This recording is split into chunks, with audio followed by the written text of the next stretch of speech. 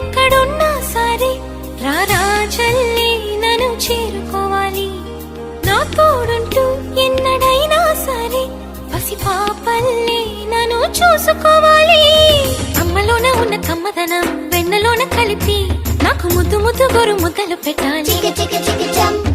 ప్రేమలోన ఉన్న తీయదనం ప్రేమతోటి తెలిపి చిన్న తప్పు చేస్తే నన్ను తీయక తిట్టాలి.